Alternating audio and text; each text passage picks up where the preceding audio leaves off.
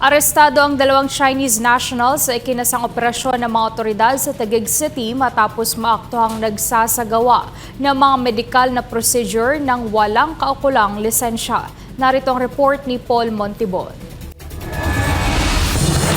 Sa videong ito, makikita ang operasyon ng Criminal Investigation and Detection Group o CIDG na nagresulta sa pagkakaaresto ng dalawang Chinese nationals na sina Zhang at Kong sa Rai Salon and Spa sa Taguig City noong Oktubre 11 taong 2025.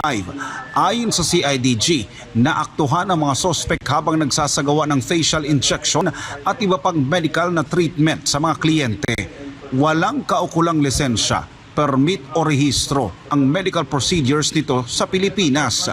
Nakumpiska sa mga sospek ang iba't ibang vials ng injectable substance, mga cosmetic products, hair removal machine, magnetic therapy machine at iba pang mga kagamitan.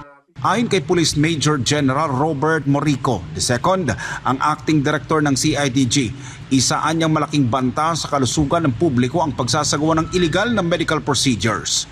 Giit ng mga otoridad, mainam na gawin ang mga kahalintulad ng mga operasyon sa isang lehitimong doktor lamang na may profesional na kakayahan.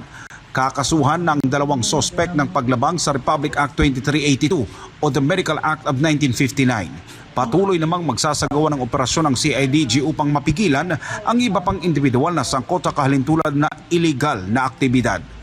Para sa Diyos at sa Pilipinas kung mahal, nag-uulat Paul Montibon, SMNI News.